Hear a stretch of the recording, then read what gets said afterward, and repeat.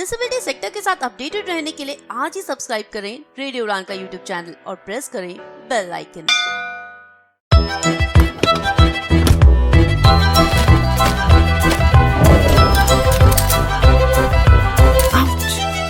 अगर चोट आसानी से लगे तो मदद भी आसानी से मिलनी चाहिए। इसलिए अब से सैवलॉन की बोतल आती है नेत्रहीन सहायक ब्रेल मार्किंग के साथ।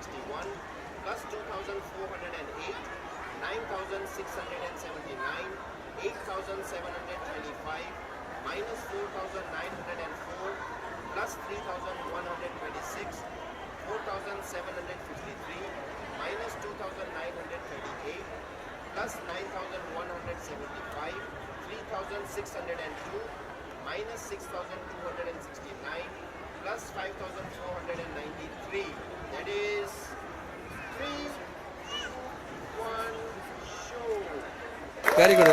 ये कहाँ से है? Congratulations, very well done. Congratulations.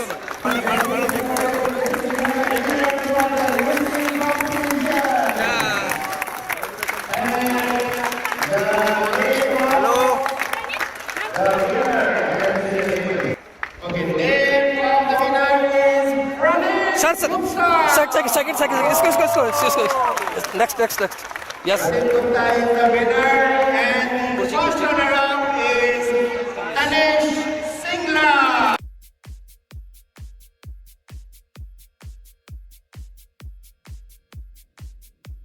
जी दोस्तों, नमस्कार, आदाब, सत श्री अकाल। मैं दानिश महाजन रेडियो उड़ान पर आप सभी का बहुत बहुत स्वागत करता हूं। आज का प्रोग्राम बहुत खास होने वाला है। मैं आपको कह रहा हूं बहुत इंटरेस्टिंग होने वाला है। आज संडे है और समय है आपको एक और पर्सनैलिटी से मिलाने का। आज की जो पर्सनैलिटी है बेहद खास है। उन्होंने कुछ ऐसा किया है जो इससे पहले किसी विजुअली इम्पेयर्ड ने नहीं किया है। जी हाँ, ये यंगस्टर हैं, बहुत यंग हैं, ओनली 19 ईयर ओल्ड। 2 बार ये वर्ल्ड अबैकस चैंपियनशिप को जीत चुके हैं, यानी मैच पे इनकी जबरदस्त पकड़ है और वो हम आपको शो के दौरान भी सुनवाएंगे। तो क्या वर्ल्ड अबैकस चैंपियनशिप होती है उसके बारे में भी बताएंगे, क्या होती है वर्ल्ड अबैकस चैंपियनशिप उसके बारे में भी बताएंगे। इन्होंने 2015 में न्यू दिल्ली में इस चैंपियनशिप को जीता है और 2016 में दुबई में। दोनों बार इन्होंने इंडिया को रिप्रेजेंट किया है और ये पहले विजुअली इम्पेयर्ड बने हैं जिन्होंने इस चैंपियनशिप को जीता है। और इन्होंने जो कम्पीट किया है वो नॉन डिसेबल्ड कैंडिडेट्स के साथ किया है। 5000 नॉन डिसेबल्ड को हराते हुए इन्होंने फतेह हासिल की है। इन्हें राष्ट्रपति अवार्ड के लिए भी चयनित किया गया है, उसके बारे में भी इनसे हम जानेंगे वो कौन सा अवार्ड है। और ये बाय बर्थ ब्लाइंड है, कॉमर्स में इन्होंने एडमिशन ली है, सीए फाउंडेशन कोर्सेज भी इन्होंने स्टार्ट कर दिया है। He is immensely talented. हमारे साथ औरंगाबाद से प्रनीत गुप्ता है। प्रनीत, आपका बहुत बहुत स्वागत रेडियो उड़ान पे। सर्वप्रथम रेडियो उड़ान के सभी श्रोता को मेरा प्रेम पूर्वक नमस्कार। थोड़े दिन पहले प्रनीत मैंने शकुंतला देवी मूवी देखी। हालांकि मैं उनके बारे में जानता तो बहुत लंबे अरसे से था। एक बड़ी फैसिनेशन थी माइंड में कि लाइव उनको देखने का कितना मजा आता होगा। तो कई बार मूवीज में कुछ बढ़ा चढ़ा के बताते हैं, लेकिन ये मालूम नहीं था कि बहुत जल्दी हम male version of Shakuntala Devi से मिलने वाले हैं। तो I am looking forward to this interview. तो धन्यवाद आपका हमें समय देने के लिए।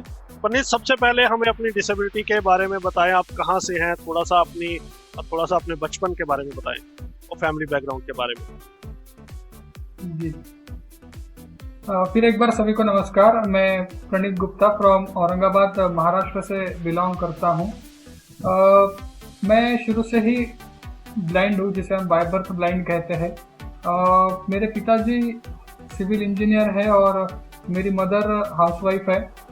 हमारे पूरे परिवार में मैं पहला ऐसा दिव्यांग व्यक्ति हूँ जो ब्लाइंड या फिर दिव्यांग पैदा हुआ है। तो शुरुआत में मेरे माता पिता को एक झटका लगा, क्योंकि उनके लिए ये चीज़ नहीं थी। आज से 19 वर्ष पहले उतने संसाधन नहीं थे, उतनी जन जागृति नहीं थी। तो एक डिसेबल व्यक्ति को कैसे ट्रीट किया जाता है, उन्हें कैसे ट्रेन किया जाता है, इस बारे में उन्हें तब जानकारी नहीं थी। तो उनके मन में भी थोड़ी सी निगेटिविटी आई, बट उन्होंने डिसाइड किया कि नहीं, मुझे पढ़ाना है, आगे बढ़ाना है और खुद के दम पर मैं अपने पैरों पर खड़ा हो सकूं, इस काबिल मुझे बनाना है। तो इस दिशा में उन्होंने कार्य करने की शुरुआत की।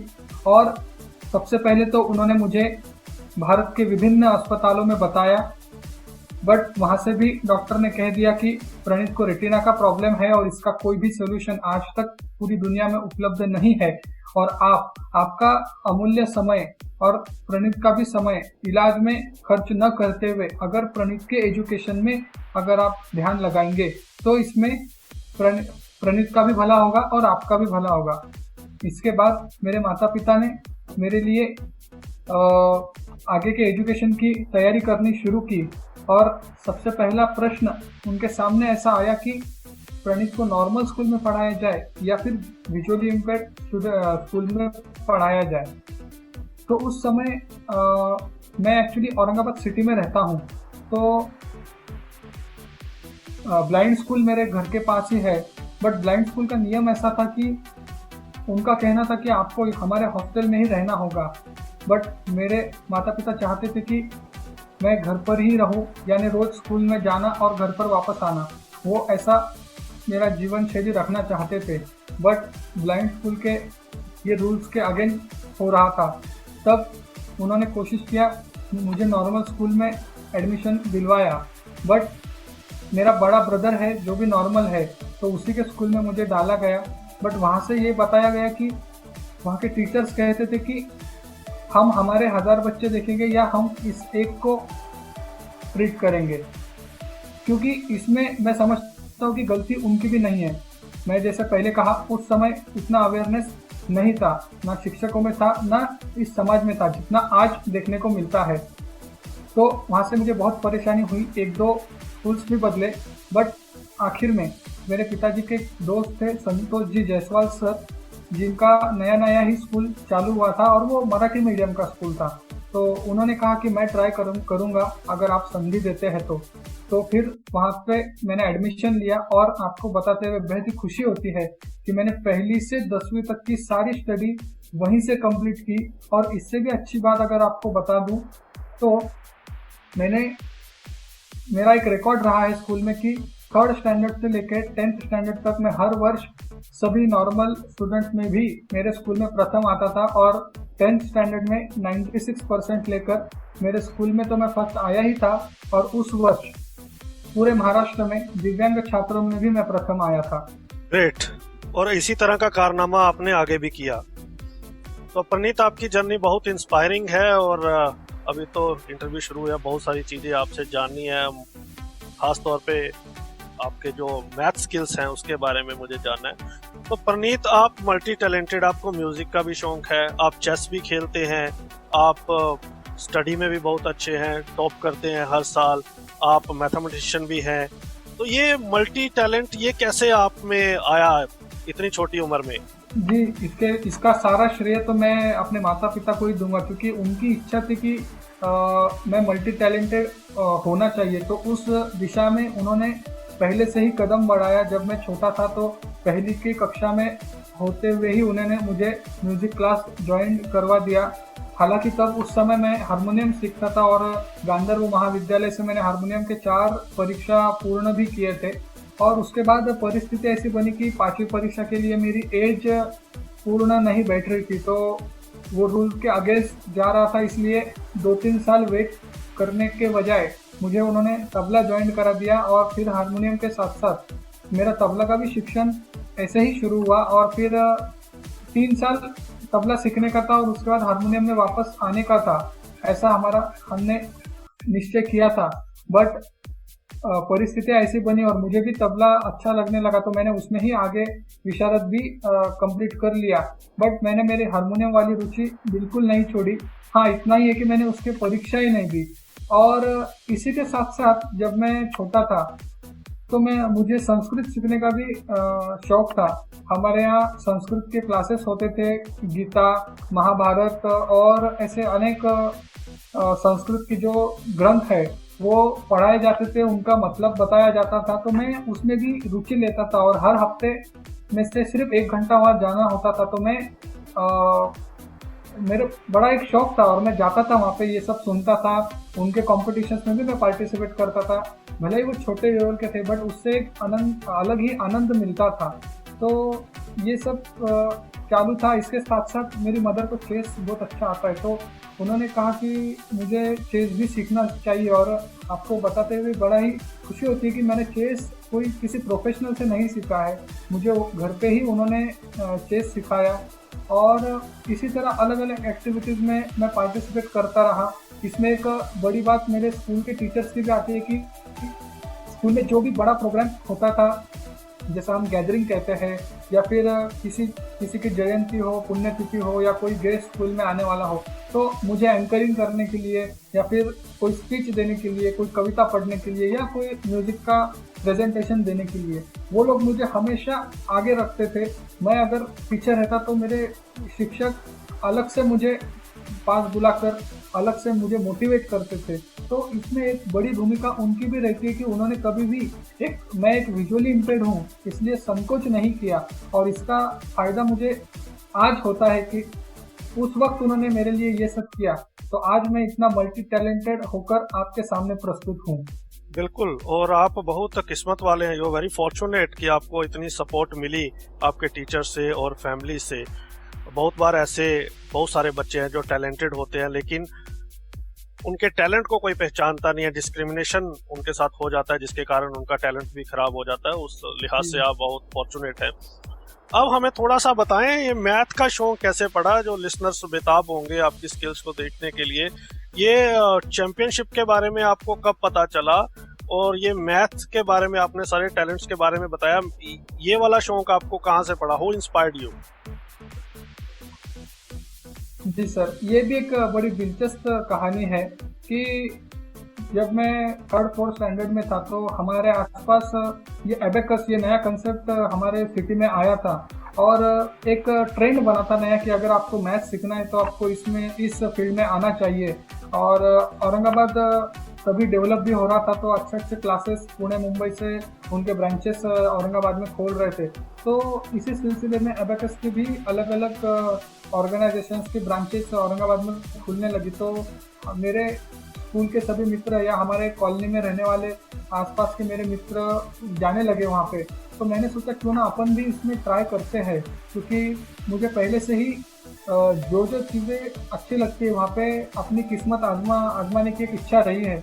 तो मैं सोचा कि अगर हम इस दिशा में कुछ करें तो शायद कुछ आइकॉनिक भी होगा, क्योंकि मुझे हमेशा से लगता है कि जो दुनिया कर रही है वो तो ठीक है, लेकिन अगर हम कुछ अलग करें तो ये दुनिया के लिए मिसाल बन सकती है।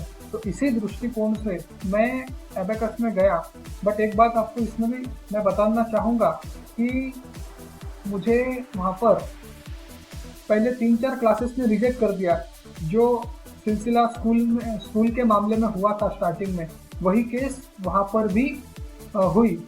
मैंने वहाँ पर मेरा हिस्ट्री बताया कि मेरा स्कूल के रिकॉर्ड्स बताया, मेरे स्कूल के टीचर से बात भी करवाया, परंतु इसके बावजूद भी उन्होंने एक्सेप्ट नहीं किया और एक जिसे बोलते हैं रिस्क नहीं लिया विजुअली इम्पेयर्ड स्टूडेंट को पढ़ाने के लिए। बट यहाँ पे अच्छी बात यह रही कि 5-6 क्लास से रिजेक्ट होने के बाद जब मैं एक और क्लास के पास गया तो वहाँ के टीचर श्वेता दायमा मैडम, जिन्होंने माता पिता से कहा कि मैं गारंटी तो नहीं देती, बट आप मुझे 1 वर्ष दे दीजिए, मैं 1 वर्ष ट्राई करूँगी और मेरी ओर से उसको पढ़ाने की कोशिश करूँगी।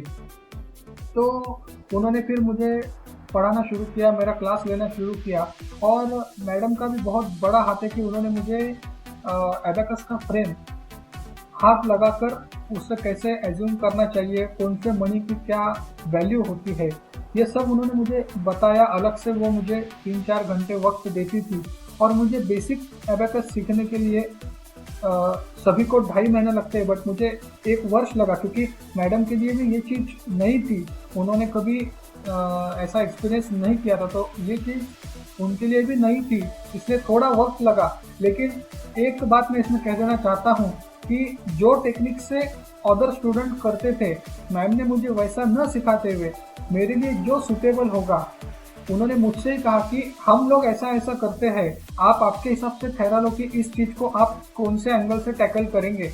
तो उन्होंने मुझ पर ऐसा कभी दबाव नहीं बनाया कि जो जो टेक्निक हमारी ऑर्गेनाइजेशन की है उसी से आप इस एबेकस को इस्तेमाल कर सकते हैं, ऐसा दबाव उन्होंने मुझ पर कभी नहीं बनाया। और एक बात मुझे बताते हुए बहुत खुशी होती है कि आज मुझे जो टेक्निक आती है, मैं ये दावे के साथ कह सकता हूँ कि अगर ये टेक्निक कोई विजुअल इम्पेयर्ड सीखे तो उसके लिए, जैसा मुझे 1 वर्ष लगा, तो उसके लिए ये सीखना कम से कम 6 महीने में तो भी पॉसिबल हो जाएगा। और आज ये टेक्निक दुनिया में किसी को नहीं आती जो मुझे आती है, क्योंकि वो मैंने एक प्रकार से कहा जाए तो खुद ही डेवलप की है। तो कहानी तो इससे आगे है।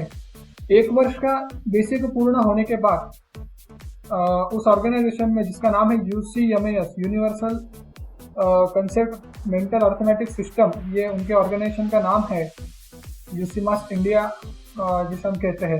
तो उनके अलग अलग कॉम्पिटिशन्स होते थे, national level, state level, international level, ऐसे अलग अलग उनके कॉम्पिटिशन्स होते थे। 2014 में नेशनल का उनका कंपटीशन दिल्ली में ऑर्गेनाइज हुआ था, बट वहाँ पे हुआ ये कि मुझे वो लोग ऐसे ही पार्टिसिपेट नहीं करने दे रहे थे। विजुअली इम्पेयर्ड है, कैसे आप हिस्सा लोगे, ये सब वहाँ बताया गया।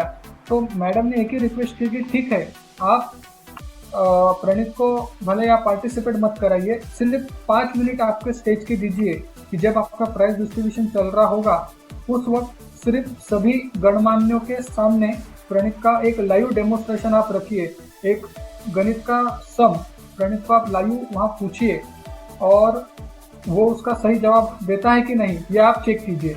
बस उन्होंने इतना ही कहा और मेरा 5 मिनट का लाइव डेमोन्स्ट्रेशन बड़ी मशक्क़त के बाद उन्होंने रखा और उसका इम्पैक्ट इतना ज़बरदस्त हुआ कि उसके ही अगले साल 2015 में इंडिया में पहली बार इंटरनेशनल कंपटीशन आयोजित हो रहा था। और इसमें भी ये था कि कोई भारतीय पिछले 20 साल में वहाँ पर जीता नहीं था।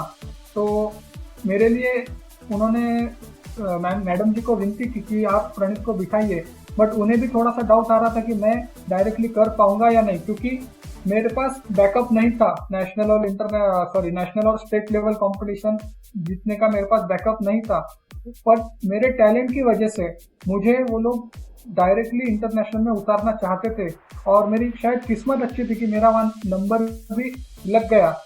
और फिर उस कंपटीशन में मैंने वर्ल्ड चैंपियन का अवार्ड भी हासिल किया। लगभग 56 देशों के 56 कंट्रीज के 5000 से ज़्यादा स्टूडेंट उसमें पार्टिसिपेट कर रहे थे, जिसमें मैं अकेला एक विजुअली इम्पेयर्ड स्टूडेंट था।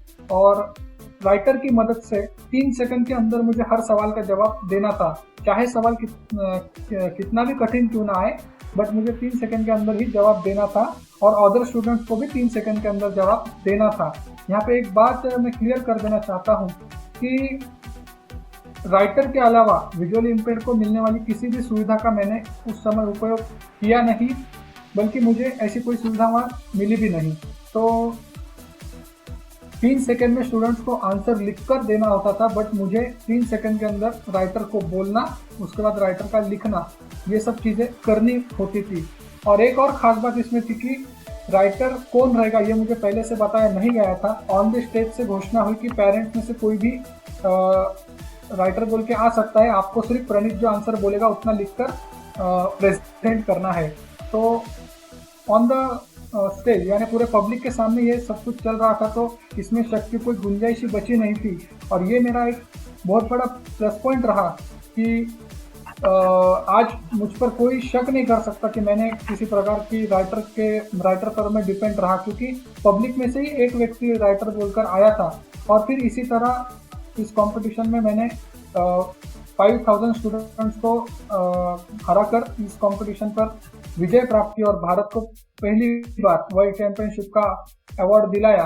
और एक आखिरी बात इसमें बता देना चाहता हूँ कि कंपटीशन का स्वरूप ऐसा होता है कि आपको 1+2+3+4 -6 ऐसे 1 डिजिट से शुरुआत करके लास्ट स्टेज पे 56,397 -28,609 ऐसे इतने कठिन सवाल आपको पूछे जाते हैं। यानी 56,394 -28,697 ऐसे प्लस माइनस के 20 से 30 सम आपको फाइनल राउंड में पूछे जाते हैं। बस सिंपल सी बात इसमें इतनी होती है कि जब आप कंपटीशन शुरुआत करते हैं तो 5000 से ज़्यादा स्टूडेंट वहाँ उपस्थित होते हैं और जिनका रॉन्ग हो जाता है उन्हें मैदान से बाहर होना होता है और जो व्यक्ति के सारे सम्स बराबर आते हैं वही आखिर में वर्ल्ड चैंपियन घोषित किया जाता है।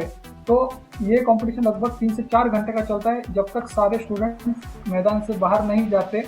और फिर लास्ट का एक टाई अप राउंड होता है जो कि मतलब मेरे और एक स्टूडेंट के बीच में हुआ था, जिसका वीडियो मेरे यूट्यूब चैनल पर मैंने हाल ही में अपलोड भी किया है, आप देख सकते हैं वहाँ पर। तो ऐसा फाइनल राउंड होने के बाद मुझे वर्ल्ड चैंपियन घोषित किया गया। Right, great. तो बिल्कुल वो वीडियो हम कोशिश करेंगे अगर आप हमें प्रोवाइड करवाए तो इस शो में भी लगाएं, उसका ऑडियो कम से कम लोगों को समझ आए जी। तो वो बहुत अच्छा होगा। पर ये थोड़ा सा लाइव डेमोन्स्ट्रेशन करें हम भी, थोड़ा मजा आएगा इंटरव्यू में। वेलकम। आप तो मैथमेटिशियन हो, मैं कैलकुलेटर खोल लेता हूँ। तो यहाँ भी आपको 3 सेकंड का टाइम मिलेगा। चलेगा? तो हम 10 सवाल लेते हैं। तो मैक्सिमम जो डिजिट मैं रखूंगा वो 5 डिजिट। या आप बता दीजिए 4 रखूं या 5 रखूं, बता दीजिए। चलेगा आपके हिसाब से। ओके, तो हम इसमें plus minus divide and multiplication के क्वेश्चन आपसे 10 क्वेश्चन पूछेंगे। जी सर, एक में क्लियर कर देना चाहूंगा कि प्लस माइनस को ही आप 3 सेकंड का समय रखिए, क्योंकि मल्टीप्लाई डिवीजन को समय की सीमा नहीं रहती है। ओके, ठीक है, तो जैसा आप कहें आप ऐसा करते हैं। राइट, चलिए पहला सवाल तैयार हैं आप? जी सर। 5976 प्लस 297 6273। वाओ, मेरे को खुद अपना क्वेश्चन भूल गया, लेकिन आपने इतनी जल्दी 3 सेकंड में आंसर बताया। Okay, second 3392 minus 1199 2193। Okay, 5871 multiply by 19 111549। Okay, great. Next 2914 plus 1019 3933। 7999 divided by 99 80.97। ये 0.97 भी बताना होता है वहां पे। जी, bravo. Okay, 101 into 24 2424। Amazing. Okay, 3210 minus 2976 234। ये बच्चों वाला दे दिया मैंने आपको। Okay, 99999 5 time 9 into 99 989901। हाँ, बढ़िया, मजा आ गया। तो ये आपने प्रणीत की कला को देखा, इनके YouTube चैनल को भी आप विजिट कर सकते हैं। तो यही एक कारण है कि आप सीए कब बनना चाहते हैं? जी सर, क्योंकि सीए का बेस जो होता है वो कैलकुलेशंस पर ही आधारित होता है, उसके आगे ही आप सब चीज कर पाते हो। इसलिए मैंने ऐसा डिसाइड किया कि हम इस फील्ड में आ सकते हैं और ज़्यादा लोग विजुअल इम्पेयर्ड इसमें है नहीं, तो मैं चाहता हूँ कि एक एग्जांपल सेट किया जाए कि कैलकुलेटर के बगैर भी सीए हो सकते हैं। तो इस दिशा में मैं अभी आगे चल रहा हूँ। हमारी कम्युनिटी में बेसिकली बहुत सारे लोगों को मैथ को लेके डर रहता है, बड़ा डिफिकल्ट रहता है, लेकिन आपने अबैकस की मदद से, लोगों ने खुद आपको सुना है अभी, तो इतनी जबरदस्त कमांड है आपकी इसके ऊपर। तो क्या कहना चाहेंगे आप मैथ को कैसे लेते हैं अपनी लाइफ में? Is it tough? If we want can we learn? Sir एक बात तो मैं बिल्कुल क्लियर कर देना चाहता हूँ कि ये आसान है, इसको टफ नहीं कह सकते हैं, बट जो सिखाने का तरीका है विजुअली इम्पेयर को, वो मुझे ऐसा लगता है कि थोड़ा गलत पड़ता है। मैं मेरे एक्सपीरियंस के बेस पे बताऊंगा कि जब मैं पढ़ता था तो एक गणित का फ्रेम आता था, स्लेट बोलते थे, और टाइप्स होते थे और उसकी मदद से हमें सॉल्व करना होता था। तो जब मैं ये सब चीज़ सीखता था तो मुझे ऐसा लगता था कि नॉर्मल व्यक्ति उससे भी डबल या 4 पट ज़्यादा हमें समझ आता है, जो कि नहीं जाना चाहिए। और इसी कमी को भरने के लिए मैंने एबेकस का ट्रायल किया और आज उसका रिजल्ट आप देख ही रहे हैं। तो मेरे एक्सपीरियंस की वजह से मैं इतना बताना चाहूँगा कि मेथड जो है मैथ्स विजुअल इम्पेयर्ड को पढ़ाने का, जो मेथड है वो चेंज होना चाहिए, और एबेकस उसमें बहुत बड़ी भूमिका निभा सकता है। अगर एबेकस का जो कंसेप्ट है उससे अच्छे से उस पर रिसर्च करके उसे अच्छे से डेवलप अगर किया जाए तो इंडिया के विजुअल इम्पेयर्ड स्टूडेंट मुझे नहीं लगता कि किसी से पीछे रह गए, या यूँ कहूँ तो दुनिया में सबसे आगे रहेंगे मैथ्स के मामले में। इसका दूसरा एक कारण और दूसरा पहलू ये भी है कि हमारा ग्रास्पिंग पावर औरों के मुकाबले अच्छे होता है। ये मैंने खुद, मैं जब क्लास जाता था तो नॉर्मल स्टूडेंट पर एक्सपेरिमेंट करके एज्यूम किया है और मैंने सीखा है, तो उनके मुकाबले मेरी अंडरस्टैंडिंग पावर ज़्यादा थी। तो इसका फ़ायदा भी, या यूँ कहे तो प्लस पॉइंट है विजुअल इम्पेयर का, कि अदर मुकाबले आपके पास ग्रास्पिंग पावर बहुत ज़बरदस्त है। तो अगर एबेकस को यूज़ किया जाता है, ये एक हम कहें ना कि 2020 का भारत है, तो उसी दिशा में एक बहुत बड़ा कदम होगा और नए भारत के लिए ये बहुत काबिल तारीफ होगा। राइट। तो आप म्यूजिक में भी बहुत अच्छे थे, मैथ में भी बहुत अच्छे, तो आपने मैथ क्यों चुना, म्यूजिक क्यों नहीं? सर मैंने पहले ये कहा कि मैं ये चाहता हूँ कि दुनिया से कुछ हटके करना चाहिए या कुछ अलग करना चाहिए, जो दुनिया के पास नहीं है वो चीज़ आपने दुनिया को देनी चाहिए, इतनी काबिलियत आप में होनी चाहिए, ये मेरा मानना है। तो जैसा आपने पूछा कि आप म्यूजिक या फिर एबेकस, इसमें से एबेकस क्यों चूज़ किया, तो इसका सिर्फ एक ही कारण है कि म्यूजिक में तो हमारे 100 में से 80% स्टूडेंट आपको मिल जाएंगे, बट इस फील्ड में आज तक भी, आज मैं 2012 से 2020 में हम लोग आ गए, 8 साल मुझे सीखते हुए हो गए, बट आज तक भी इस फील्ड में कोई उतर नहीं पाया है, तो इसलिए मैं इधर आया हूँ। जी। तो कैसा माहौल था घर में जब आप चैंपियन बने? किन किन लोगों से आपको मिलने का मौका मिला जब दिल्ली में और दुबई में आप, फिर तो आप सेलिब्रिटी बन गए कि इंडिया को पहली बार आपने चैंपियनशिप दिलाई है, तो कैसा एक्सपीरियंस था? घर में कैसा माहौल था?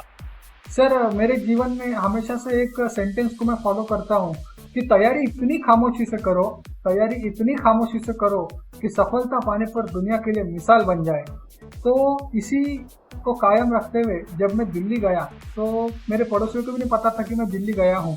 एक्चुअली मेरे माता पिता मेरे साथ में नहीं आए थे और मेरे साथ मेरी टीचर थी और हमारे क्लास का ग्रुप था, तो उनके साथ ही मैं दिल्ली गया था।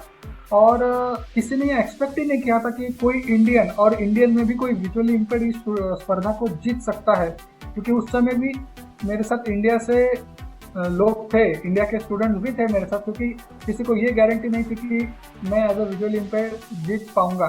तो किसी ने अपेक्षा न करने की वजह से एक आइकॉनिक और एक मिरेकल जिसे हम कहते हैं, ऐसा एक माहौल बाद में बन गया। वहाँ पर तो मैं सेलिब्रिटी बन ही गया था, बहुत से मीडिया भी वहाँ उपस्थित था उस समय, TV9 था शायद, और सहारा ग्रुप के भी पत्रकार बंधु वहाँ थे, तो ऐसे बहुत से लोग थे। तो एक माहौल बन गया और यूँ कहे कि मैं उस दिन का सेलिब्रिटी बन गया था। और मेरे लिए गर्व की बात तो उसमें बहुत अच्छी ये थी कि 56 देशों के फ्लैग्स वहाँ लटके हुए थे, और जिसमें से जब मुझे अवार्ड दिया जा रहा था तो मुझे 56 कंट्रीज़ के फ्लैग में से इंडिया का फ्लैग निकालकर उसे होस्टिंग करना था। तो वो जो मोमेंट था वो एक बोलते ना कि मैं समझता था कि भारत माँ की ये सच्ची सेवा मेरी तरफ से हुई है, और वो एक प्राउड मोमेंट मेरे लिए था। आप चाहे तो मैं वो वाला एक वीडियो भी आपको ज़रूर दूंगा, तो आप ऑडियो में यहाँ प्ले कीजिए। तो हमारे स्टूडेंट्स को वो पता चलेगा कि वो क्या तब का मोमेंट रहा होगा। और उसके बाद जब मैं औरंगाबाद लौटा तो एक हमारे एरिया में पूरे अलग ही माहौल बन गया था और एक सेलिब्रिटी की तरह मुझे बस स्टैंड से घर तक लाया गया और जगह जगह पर सबने आतिशबाजी की। उस दिन पटाखे भी फूटे थे, मैं बहुत अच्छे से मुझे याद है। और किसी ने ये कल्पना भी नहीं की थी कि ऐसा कोई मोमेंट मैं कर पाऊंगा, अचीव कर पाऊंगा। तो अलग ही माहौल बन गया था और इससे भी ज़बरदस्त माहौल तो 2016 में बना था, क्योंकि मैंने दूसरे देश में जाकर भारत का झंडा लहराया था दूसरी बार। तो 2016 में भी वैसा ही माहौल फिर एक बार मैंने देखा था। तो अभी भी आप चैंपियनशिप में पार्टिसिपेट करते हैं या उसके बाद आपने नहीं किया? जी सर, एक्चुअली 2016 के बाद मैंने कोई भी कंपटीशन में पार्टिसिपेट नहीं किया है। मैंने 2017 में लास्ट नेशनल लेवल में पार्टिसिपेट किया था, जयपुर में हमारा कंपटीशन हुआ था और वहाँ पर भी मैं नेशनल चैंपियन बना था। और उसके बाद या उसके बीच में मैंने बहुत से स्टेट लेवल, नेशनल लेवल के कंपटीशन किए। और उसके बाद मेरा छोटा ब्रदर है जो आज भी इसमें है और मैं अलग अलग स्टूडेंट्स को इंडिविजुअल लेवल पे ट्रेन करता रहता हूँ, जितना मुझे पॉसिबल होता है उन्हें मोटिवेट करता रहता हूँ। और आज वही लोग इस फील्ड में उतरे। क्या कारण रहा कि आपने आगे परस्यू नहीं किया?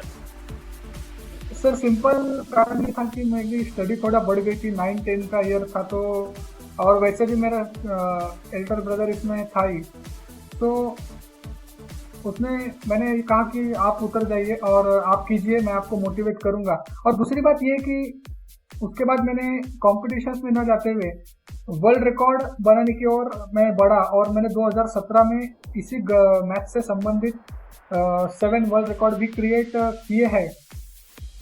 हैदराबाद के वारंगल में नीट यूनिवर्सिटी में मैंने 7 वर्ल्ड रिकॉर्ड किया और उस समय मुझे मैथ जीनियस वर्ल्ड रिकॉर्ड का अवार्ड भी दिया गया, जिसमें सर ऐसा था कि मुझे लाइव क्वेश्चंस पूछे जाएंगे ऐसे ही कंपटीशन की तरह, और अगर रॉन्ग होते हैं तो आपका वर्ल्ड रिकॉर्ड नहीं होगा। इतना बड़ा वो चैलेंजिंग था और वहाँ पर 6 डिजिट का मैंने वर्ल्ड रिकॉर्ड मैंने लास्ट किया है। 7 में से मैं 7 नंबर का आपको बता रहा हूँ। 6,40,137 माइनस 2,85,903 ऐसे प्लस माइनस के 40 मुझे पूछे गए लगातार ऑन द स्टेज और इसका आंसर भी 3 सेकंड के अंदर मुझे देना था। और तब मेरी किस्मत अच्छी थी कि वो मेरा आंसर राइट आया और उस समय मेरा वो रिकॉर्ड बन गया। बट एक चीज़ मैं कहना चाहता हूँ कि वो तो एक तेलंगाना के वहाँ की यूनिवर्सिटी का अवार्ड सेरेमनी या फिर उनका वो कंपटीशन था।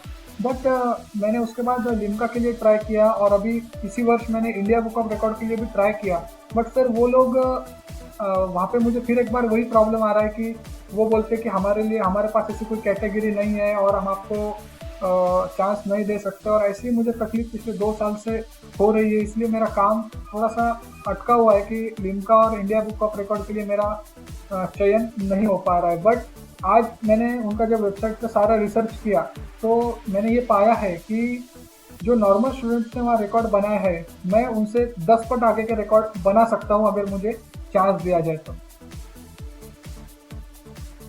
बिल्कुल, तो ये बैड लक है कि सब कुछ होने के बाद भी टाइम टू टाइम डिस्क्रिमिनेशन हमारे साथ डायरेक्टली या इनडायरेक्टली होता ही है जी।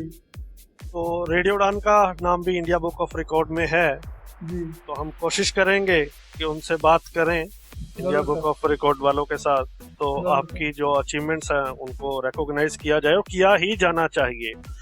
तो गवर्नमेंट की ओर से कैसा रिस्पांस था परनीत? और इससे पहले मैं एक बात तो बोलूं कि मुझे भी बहुत प्राउड हो रहा है आज आपके साथ इंटरव्यू करते हुए। आप आज की डेट में 19 ईयर के हैं, लेकिन आपने 4-5 साल पे 14-15 साल की उम्र में ये रिकॉर्ड बनाए और लाइव इस तरह से नर्वस हुए बिना जीता, तो we are really proud of you. जी thank you sir, thank you so much. Sir मैं एक चीज़ यहाँ क्लियर कर दूं कि गवर्नमेंट के द्वारा एबेकस को अभी मान्यता नहीं दी गई है। जो एबेकस ऑर्गेनाइजेशन है उसमें गवर्नमेंट ने अभी तक कोई मान्यता दी नहीं है। वो प्रोसेस अभी चल रहा है बट अभी तक उसका कोई रिजल्ट आया नहीं है। अगर ऐसा होता तो जब मैं दुबई गया या फिर मैं दिल्ली भी गया तो उसका जो खर्च होता वो शायद गवर्नमेंट के हाथों आता। बट ऐसा कोई गवर्नमेंट ने इसे मान्यता नहीं देने की वजह से ये फील्ड अभी ज़्यादातर लोगों को पता नहीं है, क्योंकि आप देखते हैं कि म्यूज़िक सबको पता है, खेल सबको पता है, इसमें भी अलग अलग पार्ट है जो गवर्नमेंट की मान्यता में आते हैं। सो ये सब चीज़ें होने के कारण जो लोग इसमें चैंपियन बनते हैं वो तो पूरी दुनिया को मालूम हो जाते हैं। बट जैसे एबेकस जैसी जो प्राइवेट ऑर्गेनाइजेशन है जो अभी अभी नई आई है, तो इनमें अगर आप कुछ करते हैं तो आपको उतना वैल्यू अभी नहीं मिलता है। बट मैं ऐसा एक्सपेक्ट करता हूँ कि अगले 1-2 वर्षों में अगर गवर्नमेंट इसे मान्यता दे देती है तो मुझे as a first world champion and first Indian के रूप में शायद कुछ इससे मिलेगा, ऐसा मैं एक्सपेक्ट करता हूँ। Right, not sure about that. Right, मिलना चाहिए। जिंदगी में आपके गोल क्या हैं? सर जी, अभी तो मेरा एक गोल है कि मैं सीए फील्ड में आना चाहता हूँ और एक आइकॉन बनना चाहता हूँ। और दूसरी बात, मैं एक बिजनेस करना चाहता हूँ, क्योंकि गवर्नमेंट जॉब वगैरह तो सब करते ही है, नो डाउट, बट एक बड़ा बिजनेस में खड़ा करना चाहता हूँ। मेरी हमेशा से इच्छा रही कि अपना खुद का एक बिजनेस भी होना चाहिए बड़े लेवल पे। तो मैं इस दिशा में कोशिश कर रहा हूँ। अब कितना सफल होगा ये बोल नहीं सकते, बट मेरी दिन रात कोशिश इस दिशा में जारी है। और इसके साथ साथ मैं इंडिया बुक और लिम्का बुक के लिए सर ट्राई कर रहा हूँ, और मैं चाहता हूँ कि ये हो जाए और इसके बाद Guinness book of world record में भी मेरा नाम जाना चाहिए, क्योंकि कोई विजुअल इम्पेयर्ड आज तक इस दिशा में पहुंचा नहीं है। और सर, मेरा एक और इच्छा है जो आज मैं पहली बार किसी सार्वजनिक मंच पर रखना चाहूँगा। मैं चाहता हूँ कि कौन बनेगा करोड़पति का जो शो आता है, जिसमें कभी कभी मैंने देखा है कि स्पेशल गेस्ट वो लोग बुलाते हैं, तो कभी मुझे एक मौका मिलना चाहिए कि मेरे टैलेंट को दुनिया के सामने प्रस्तुत करने का एक बहुत अच्छा मंच भी है। और वहाँ पे पहले जैसा एक बार मैं देखा कि कौटिल्य पंडित नाम का एक स्टूडेंट था जो वहाँ पे आया था, और उसने वो मल्टी टैलेंटेड भी था, जो अलग अलग क्वेश्चंस के आंसर देते ज्योग्राफी थे। के। यस। तो मैं चाहता हूँ कि ऐसा एक मौका मुझे भी मिलना चाहिए। उसके लिए मैं कोशिश तो कर रहा हूँ, बट मुझे जाना कैसे चाहिए, वहाँ कैसे पहुँचना चाहिए, इसका कोई अभी रास्ता मिल नहीं रहा है। तो अगर आप रेडियो उड़ान के माध्यम से कुछ कर पाए मेरे लिए तो मुझे बहुत खुशी होगी। बिल्कुल, ग्रेट। आपकी हॉबीज क्या है? सर, मुझे खेल में तो चेस वगैरह खेलना पसंद है, और मुझे थोड़ा क्रिकेट वगैरह देखने का भी शौक है। और अभी पिछले 1-2 वर्ष में मुझे न्यूज़ वगैरह देखने का थोड़ा पॉलिटिक्स का एंजॉय, मतलब मैं उसमें एंजॉय करता हूँ, तो वो सब देखने का मुझे शौक भी है। इसके साथ साथ मैं म्यूज़िक की मुझे पसंद है, तो मैं क्लासिकल म्यूज़िक और सुगम संगीतम जिसे कहते हैं, तो मैं रेडियो वगैरह भी सुनता रहता हूँ जब भी थोड़ा बहुत खाली समय मेरे पास होता है। और बस ज़्यादा कुछ नहीं सर, बट जितना वक्त तो मुझे मिलता नहीं है, बट जितना मिलता है उसमें मैं ज़्यादा से ज़्यादा रिलैक्सेशन और फ्रेश होने का प्रयास करता हूँ। आज की डेट में जिस तरह की न्यूज़ और पॉलिटिक्स है उसको सब एंजॉय करते हैं आपके साथ साथ। जी। तो चलिए, जोक्स अपार्ट, आपके हिसाब से क्या चैलेंजेस पर्सन्स विद डिसेबिलिटीज के सामने हैं, और कौन से ऐसे चैलेंजेस हैं जो आपने फेस किए? सर, मैं हिस्ट्री पर बाद में बताऊंगा हिस्ट्री के, बट मैं अभी एक करंट का चैलेंज आपके सामने रखना चाहता हूँ। अभी पिछले 1-2 साल से मैं सर देख रहा हूँ कि समाज में पहले हम कहते थे कि जन जागृति नहीं आई है, लेकिन आज ऐसा हुआ है कि समाज में जन जागृति तो हो गई है। मतलब भले ही 100% नहीं हुई है, ये एक्सेप्ट करना चाहिए, बट कुछ लोग हैं जिनमें ये अवेयरनेस आ रहा है, और कुछ लोग हमें अच्छी नज़रों से देखने लगे हैं। बट इसमें मैंने एक चीज़ ऐसे एज्यूम की है कि अगर हम कहते कि फॉर एग्जांपल मुझे मैथ सीखना है, तो मैं कोई सोशल मीडिया प्लेटफॉर्म पे या किसी संस्था के माध्यम से ये कहता हूँ कि मुझे कोई आप मैथ्स का टीचर दे सकते हैं क्या, तो ऑर्गेनाइजेशंस तो अपने तरीके से पूरा प्रयास करती है और टीचर मिल भी जाते हैं, क्योंकि ऑर्गेनाइजेशन भी क्या करती है, वो सिर्फ उनके सोशल प्लेटफॉर्म्स पर टीचर ढूंढती है और उनसे कॉन्वर्सेशन करके फिर मेरा लिंक वहाँ पे जोड़ देती है। बट आगे मैंने ये एज्यूम किया है कि जो टीचर होता है, जो टीचर्स हमें मिलते हैं, जिसे हम कहते हैं वॉलंटियर के स्वरूप में वो लोग पढ़ाने आते हैं। और जब शुरू होता है तो वो लोग कहते हैं कि हाँ हम ये करेंगे वो करेंगे, मेरी मन से इच्छा है, मैं आपसे 1 रुपया नहीं लूँगा। तो मैंने ये देखा कि ये लोग शुरू तो बहुत अच्छे से करते हैं, बट आगे 10 दिन 15 दिनों के बाद इसमें एक ब्रेक लग जाता है और ये लोग लाइटली लेने लगते हैं हम जैसे स्टूडेंट्स को। तो मैं ऐसे एज्यूम करता हूँ कि मेरे जैसे टैलेंटेड व्यक्ति के साथ अगर ये हालत ये लोग कर सकते हैं, तो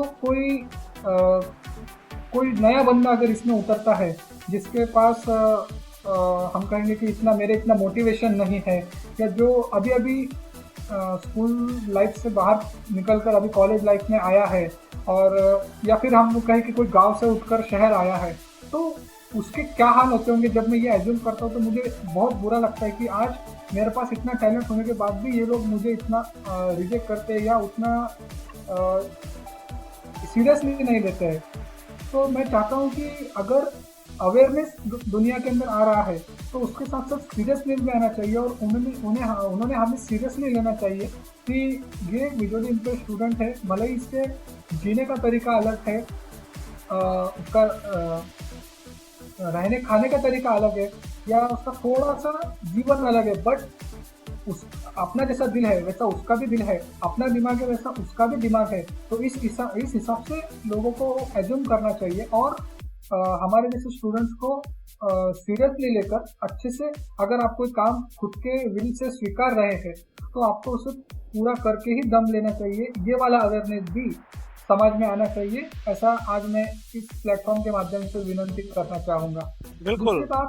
तो आप अवेयरनेस तो आ रही है धीरे धीरे, लेकिन एटीट्यूड में चेंज नहीं आ रहा, जिसकी हम लगातार डिमांड कर रहे हैं। जी कंटिन्यू। और सर एक और बात इसमें होती है ना कि लोग समाज सेवा तो करते हैं, बस समाज सेवा के नाम पर दिखावा ज्यादा करते हैं। तो मैंने एक चीज देखी है कि अलग अलग प्लेटफॉर्म्स पे मुझे लोग बुलाते हैं, मुझे कहते हैं कि हम आपके लिए ये करेंगे वो करेंगे, बट जब करने की बात आती है तो लोग पीछे हट जाते हैं, बट उसकी पहले पब्लिसिटी अच्छी कर लेते हैं। तो मैं इससे बहुत आहत हूँ कि मेरे पास टैलेंट है और लोग उसका गलत इस्तेमाल कर लेते हैं, कि पूरी दुनिया को बता देते हैं कि मैं इस व्यक्ति को बंदे को पढ़ा रहा हूँ और ऐसा बंदा है, हिस्ट्री में उसने ये सब किया है और इसको मैं पढ़ा रहा हूँ, मेरा सौभाग्य। अपनी पब्लिसिटी सोशल मीडिया प्लेटफॉर्म के माध्यम से या उनके कम्युनिटी में कर तो लेते हैं, बट जब असली खेल शुरू होता है तब वो पीछे हट जाते हैं। ये चीज़ें नहीं होनी चाहिए।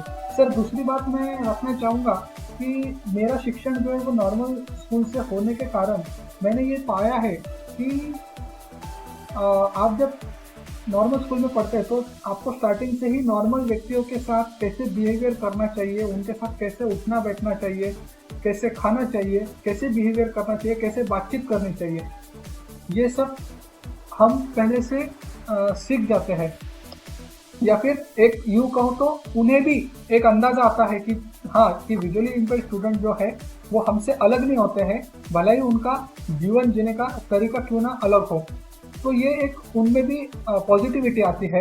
दूसरी बात मैंने देखी है कि जो टीचर्स होते हैं उन्हें भी एक अलग एक्सपीरियंस आता है और उनके अंदर भी अवेयरनेस आती है।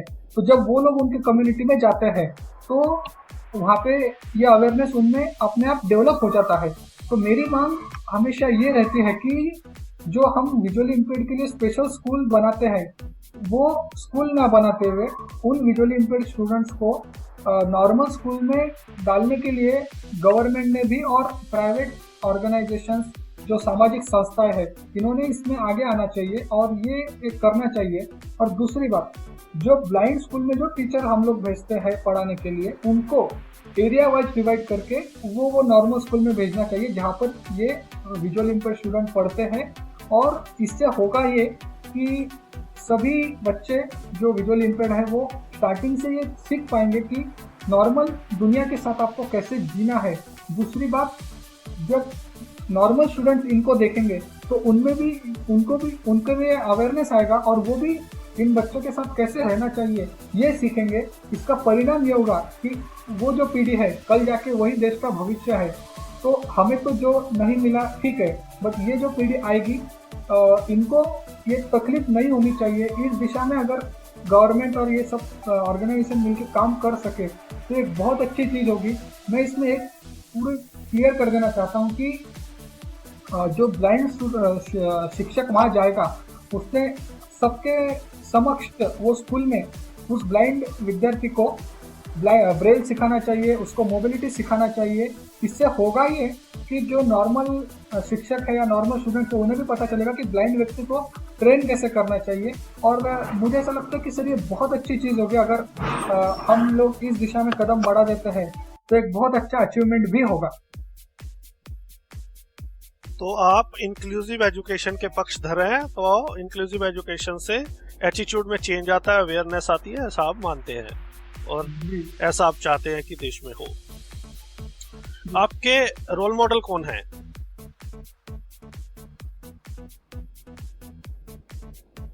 सर वैसे पिक्चर वगैरह तो मैं ज़्यादा देखता नहीं हूँ, बट मैंने अभी हाल ही में जैसा पिछले 8-10 वर्षों का एक्सपीरियंस किया तो अक्षय कुमार जी के पिक्चर जो है वो नेशंस के ऊपर ज़्यादा आते हैं, तो एक मेरे लिए वो भी रोल मॉडल है। बट मेरे लिए अगर सबसे बड़े रोल मॉडल आप पूछेंगे तो मैं नरेंद्र मोदी जी को ही मानता हूँ, क्योंकि उनकी बायोग्राफी मैंने पढ़ी भी है, उनके बारे में सब कुछ जाना भी है और 2013 से मैं उन्हें फॉलो कर रहा हूँ, तो वो ही मेरे लिए एक बहुत बड़े रोल मॉडल है।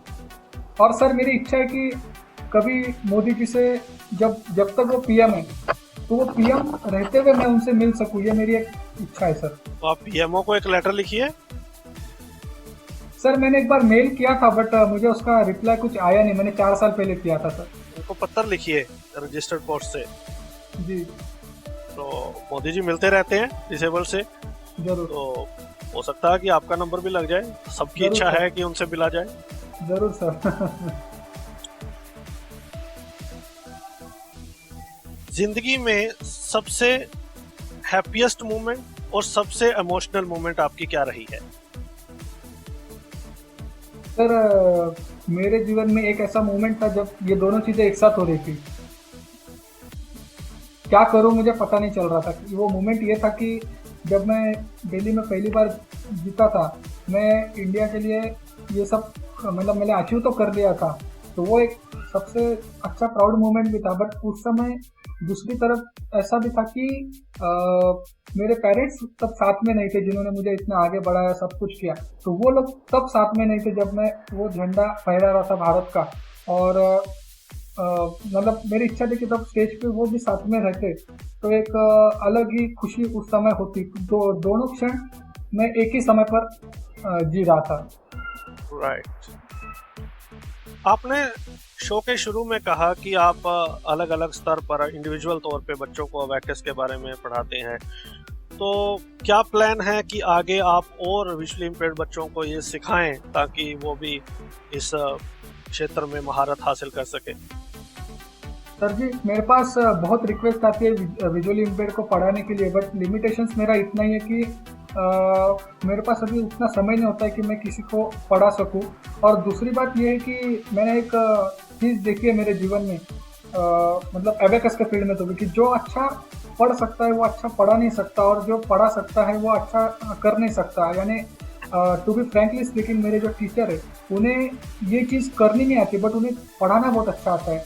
मुझे करना अच्छा आता है बट मुझे पढ़ाना नहीं आता है। मैंने कोशिश भी की क्लास में पढ़ाने के बच्चों को, बट वो तरीका मुझे जमता नहीं है जो टीचर को जमता है, या उस लेवल तक मैं नहीं पहुंच पाता हूं पढ़ाने के जिससे स्टूडेंट को समझ सके। अब इसका स्टडी तो मैंने डीपली कभी किया नहीं क्योंकि अभी तक मुझे वैसे ज़रूरत नहीं पड़ी है, लेकिन इतना एक मैं क्लियर कर देना चाहता हूँ कि अभी मैं जो एबेकस से मैं बेसिक जिनका कंप्लीट हुआ है कॉम्पिटिशन्स के लिए मैं उन्हें ही मोटिवेट करता हूँ। नया मैंने अभी बेसिक से किसी को कभी पढ़ाया भी नहीं है और विजुअली इम्पेयर्ड का तो बिल्कुल नहीं पढ़ाया है।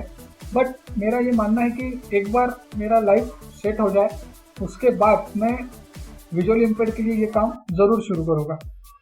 बिल्कुल, लेकिन अगर किसी को आपसे कोई हेल्प चाहिए हो तो आपके साथ कैसे कांटेक्ट कर सकते हैं? सर जी मैं हेल्प करने के लिए 24/7 अवेलेबल रहता हूँ, क्योंकि मैंने जितने भी जीवन में कठिन प्रसंग देखे तो मुझे बहुत लोगों ने हेल्प की भी है और बहुत लोगों ने रिजेक्ट भी किया है। तो मेरा ऐसा मानना है कि जब भी आप किसी परेशानी में होते हो तो आपको बहुत तकलीफ होती है, तो जो मैंने तकलीफ सही है वो किसी को ना हो। अगर आप मुझसे कांटेक्ट करना चाहते हैं तो मेरे मेल आईडी पे आप डायरेक्टली कांटेक्ट कर सकते हैं और मैं जल्द से जल्द आपको रिप्लाई करने की पूरी कोशिश भी करूँगा। सो मेरा मेल आईडी है pranitgupta@gmail.com pranitguptahero@gmail.com। जी, तो मैं संदीप त्रिवेदी जी जो हमारे फॉर्मर आरजे हैं उनका भी आभार व्यक्त करना चाहता हूं कि इतने मल्टी टैलेंटेड पर्सनैलिटी से हमें इंटरव्यू करने का मौका दिया। तो रिकॉर्डिंग क्लब चलाते हैं अब वो, और अगर आप लोग रिकॉर्डिंग क्लब के व्हाट्सएप ग्रुप से जुड़ना चाहते हैं और एजुकेशनल मटेरियल लेना चाहते हैं तो आप 7737868659 पर उनके साथ कॉल करके जुड़ सकते हैं। तो वो बहुत अच्छा काम कर रहे हैं, तो आप उनके साथ भी जुड़ सकते हैं। परनीत, हमने बिगिनिंग में जिक्र किया था कि आपको राष्ट्रपति अवार्ड भी मिलने वाला है, तो अपने अवार्ड्स के बारे में लिसनर्स के साथ शेयर करें कि इतनी छोटी उम्र में इतनी मेहनत से आपने बड़े बड़े अवार्ड जीते हैं, तो उनके बारे में हमें बताएं। जी सर, मुझे वैसे तो एबेकस में 2 बड़े अवार्ड जो मिले 2015 और 2016 में वर्ल्ड चैंपियन का अवार्ड। इसके साथ साथ मुझे 2 बार नेशनल चैंपियनशिप भी मैंने जीती है एबेकस में ही इंडिया के लिए। स्टेट में 3-4 बार जीती है। उसके साथ साथ 2017 में मुझे मैथ का वर्ल्ड रिकॉर्ड बनाने के लिए India's got talent math genius award 2017 से भी नवाजा गया था। और इसके साथ साथ म्यूज़िक में मैंने तबला विशारद कंप्लीट कर लिया है। और जब मैं 10th स्टैंडर्ड में था उसी वर्ष मैंने विशारद की परीक्षा भी दी थी और उसी वर्ष एबेकस के वर्ल्ड रिकॉर्ड भी बनाए थे मैथ्स के। सो उसके बाद मैंने बालश्री राष्ट्रपति पुरस्कार के लिए जो परीक्षा ली जाती है बाल भवन दिल्ली द्वारा, गवर्नमेंट द्वारा ये ली जाती है, उसके लिए मैंने पहले जोनल लेवल, उसके बाद स्टेट लेवल और नेशनल लेवल, ऐसे 3 लेवल की परीक्षाएं दी। और 2016 की बैच का बालश्री राष्ट्रपति अवार्ड तबला वादन में मुझे पिछले वर्ष घोषित हो चुका है और अभी जल्दी वो मिलने भी वाला है। इसके साथ साथ मुझे चेस खेलने का भी शौक है। अलग अलग कॉम्पिटिशन्स में मैं गया हूँ। अलग अलग अभी पिछले 1-2 साल से मैं वक्तृत्व भी करता हूँ, जिसे हम स्पीच कंपटीशन जैसा कहते हैं, तो वो भी मैं देता हूँ। अलग अलग विषयों पे अपनी प्रतिक्रियाएं और अपना व्यू जो है मैं पब्लिक के सामने हमेशा रखता हूँ। तो इसके भी अनेकों कॉम्पिटिशन्स मैंने पहले से ही जीते हैं। और मेरा एक भाषण था जो मैंने औरंगाबाद में मराठवाड़ा में टॉप किया था। एक हिंदी दिवस के ऊपर मेरा एक भाषण हुआ था जिसका रिकॉर्डिंग अभी उपलब्ध तो नहीं है, बट उसके लिए मुझे तो प्रथम अवार्ड मराठवाड़ा में मिला था। वो जो भाषण है वो मैंने नरेंद्र मोदी जी की हुबेहूब आवाज़ तो नहीं बट उनके स्टाइल में वो भाषण मैंने पूरा देने की कोशिश करा था और 70-80% उनकी कॉपी आप कह सकते हैं। तो 2 लाइनें हो जाते हैं, 2 लाइनें हो जाए। सर आप ही बता दीजिए क्या बोलना चाहिए। आप उसी भाषण में से हिंदी दिवस भी आ रहा है। जी जरूर। भाइयों बहनों नमस्कार। आप सभी तो जानते ही हैं कि हर वर्ष 14 सितंबर के दिन हमारे देश में राष्ट्रीय हिंदी दिवस मनाया जाता है। और भाइयों बहनों मैं चाहूंगा कि इस वर्ष होने वाले हिंदी दिवस कार्यक्रम में आप ज़्यादा से ज़्यादा संख्या में जुड़िए और अपनी भाषा को और मजबूत बनाइए और ये प्रण लीजिए कि हिंदी हमारे जीवन का एक अभिन्न अंग है और हम ज़्यादा से ज़्यादा हिंदी बोलेंगे और हमारे देश की भाषा को आगे बढ़ाएंगे और ये पूरा प्रयास करेंगे कि हमारी राष्ट्रीय भाषा एक दिन दुनिया के लिए मिसाल बन जाए। जी बहुत खूब। तो कुछ सिंगिंग का भी हो जाए 2 लाइनें। ज़रूर सर ज़रूर। वैसे तो मुझे राष्ट्रभक्ति काफ़ी पसंद है तो मैं उसी से रिलेटेड गाने सुनता भी रहता हूँ और प्रस्तुत भी करता हूँ। सो वैसे तो अभी मैं कोई गाना प्रस्तुत नहीं करूँगा बट 2 गानों के 2 लाइनें मैं प्रस्तुत करूँगा और वो एक मिनट में मिक्स करने का प्रयास करूँगा। लेकिन सबसे माफ़ी भी चाहूँगा कि मुझे इसका म्यूज़िक पसंद आता है इसलिए मैं इसको मिक्स करता हूँ। शब्दों से ये कितना मैच होता है मैं नहीं जानता बट आपके सामने ज़रूर प्रस्तुत करूँगा। है वतन वतन मेरे आबाद रहे तू, है वतन वतन मेरे आबाद रहे तू, मैं जहाँ रहूँ जहाँ में याद रहे तू, मैं जहाँ रहूँ जहाँ में याद रहे तू, है वतन मेरे वतन, है वतन मेरे वतन,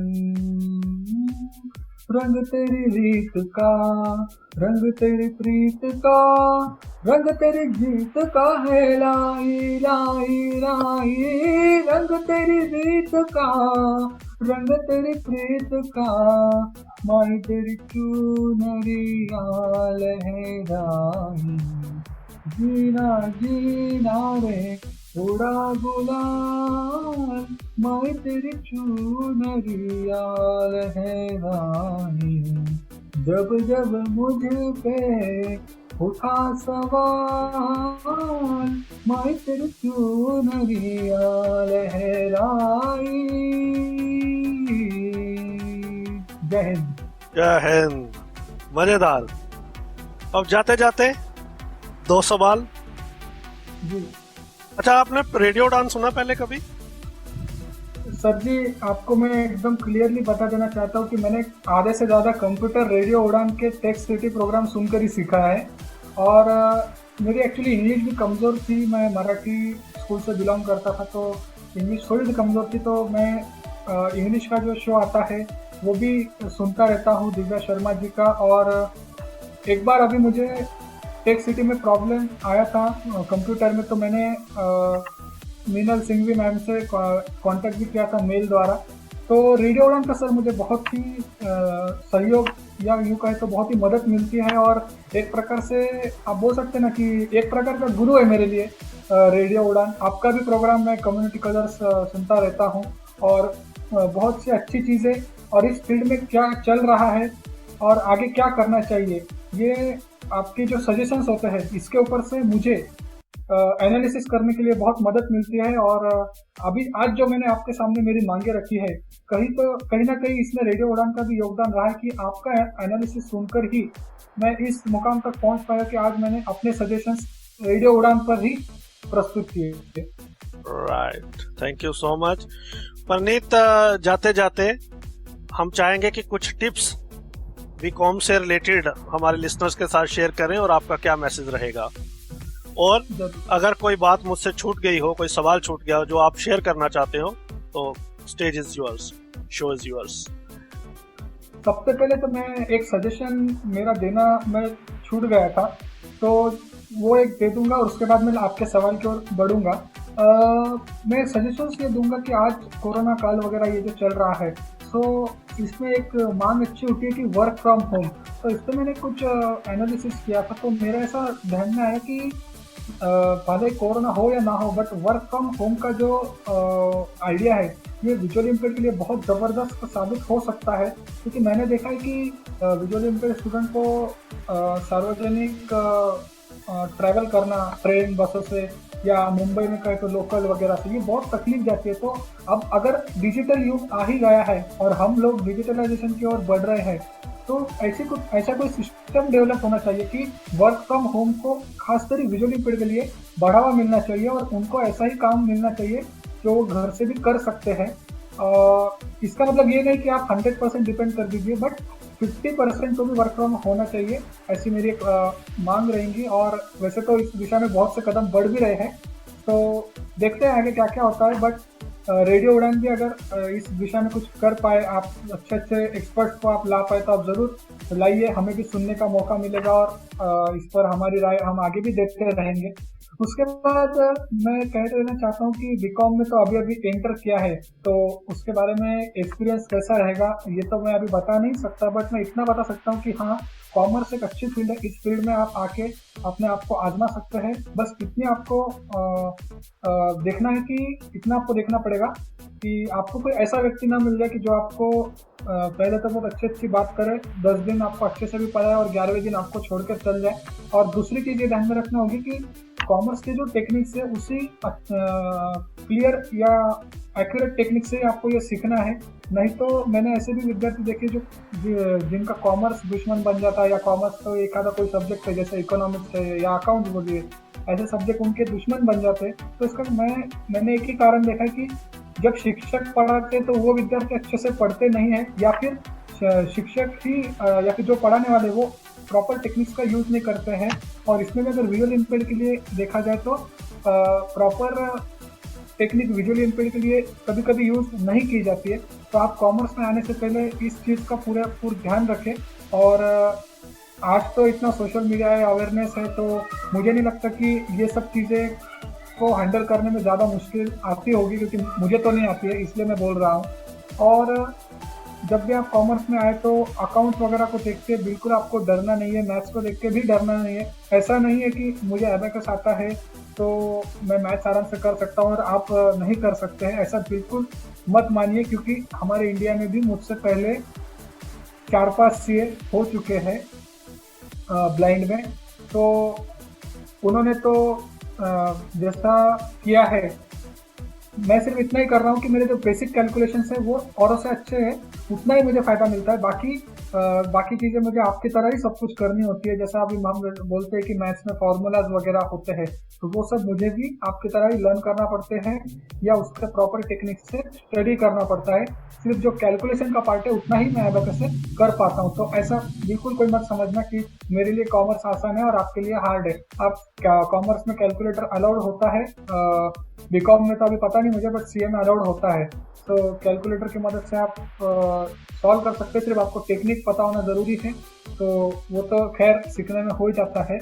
तो कॉमर्स एक अच्छी फील्ड है, आर्ट्स का हमारे फील्ड में ज़्यादा प्रकोप है, बट अगर कॉमर्स के तरफ भी अगर स्टूडेंट्स को बढ़ाया जाए तो मैं समझूंगा कि ये भी एक नई क्रांति होगी और एक नई अच्छी फील्ड विजुअल इम्पेयर्ड के लिए आगे डेवलप होगी। क्योंकि पहले जैसा मैंने कहा कि हमारा ग्रास्पिंग पावर औरों से अच्छा है, तो कैलकुलेशंस जो होते हैं, अगर आप बैंक में काम कर रहे हो या और कोई इंस्टीट्यूशन में आप काम कर रहे हो तो आपको उसका पूरा फ़ायदा भी मिलता है।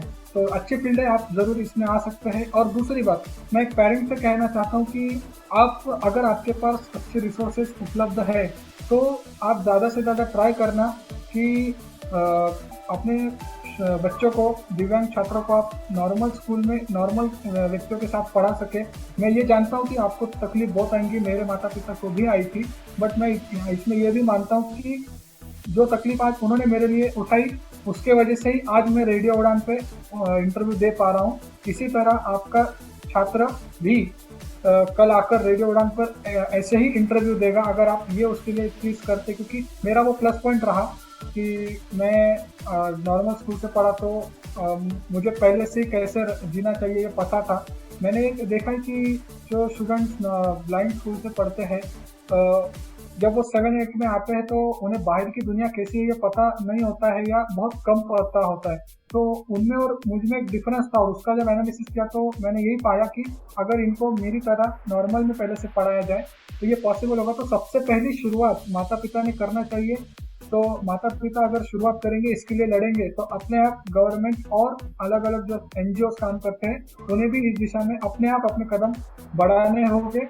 रेडियो उड़ान के जैसे जो भी प्लेटफॉर्म है, मेरी बात सुनने के बाद आप लोग तो इसमें बढ़ेंगे और जन जागृति करेंगे, बट एक होता है ना कि पेरेंट्स को भी इसमें पॉजिटिविटी लेना ज़रूरी है।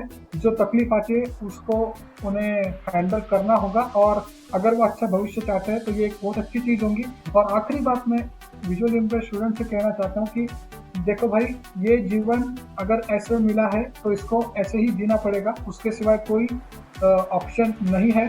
सिर्फ अब अपने जीवन को अच्छा से अच्छा बनाया जाए और कैसे बेहतर जीवन जीना है इसकी ओर आपको देखना है। बस आप इतना दिमाग में रख लीजिए कि भाई ये जीवन ऐसा तो ऐसा ही सही। तो अगर ये आप चीज़ पक्की कर लेते हैं तो आपको दुनिया में कोई नहीं हरा सकता। और जाते जाते मेरे जीवन की जो लाइन है, मैंने बीच में भी बोली थी, आखिरी बार एक बार बोलूँगा कि तैयारी इतनी खामोशी से करो, तैयारी इतनी खामोशी से करो कि सफलता पाने पर दुनिया के लिए मिसाल बन जाए। ये चीज़ अगर आप फॉलो कर लेते हैं तो मैं नहीं मानता कि दुनिया में आपको कोई रोक सकता है। जय हिंद। जय हिंद। परनीत, जाते जाते मैं चाहूंगा 2-4 सवाल का एक और सेशन छोटा सा हो जाए। जी ओके, मैं फिर कैलकुलेटर खोल रहा हूँ। तो मैं छोटे छोटे सवाल पूछूंगा, जी ज्यादा बड़ा नहीं करूंगा क्योंकि मैं खुद ही फंस जाता हूँ अपने सवालों में। चलिए, 45 into 55, 2475 मैं चेक करूँ एक बार। Oh great. 99 divided by 5, 19.8 204 minus 79, 125 99 into 49, 4851 ये मैं चेक करता हूं। क्या बोला आपने? 4851 oh great. 607 plus 917, 1524 23 into 23, 529 2,50,999 minus 1,47,901, 103098 99947 divided by 22. 4543.045 Thank you so much, Parneet.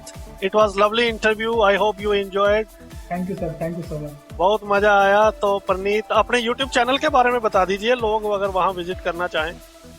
जी मेरा YouTube channel world champion Praneet the king of calculation नाम से है, बट अगर आप सिंपली यूट्यूब पे जाकर प्रणीत गुप्ता भी सर्च कर लेते हैं तो मेरा चैनल आपको मिल जाएगा, फर्स्ट नंबर पे आता है। बट सिर्फ प्रणीत का स्पेलिंग PRANEET आपको डालना है, तो प्रणीत गुप्ता सर्च करने से आपका चैनल मेरा मिल जाएगा। चलिए, आपको बहुत बहुत शुभकामनाएं।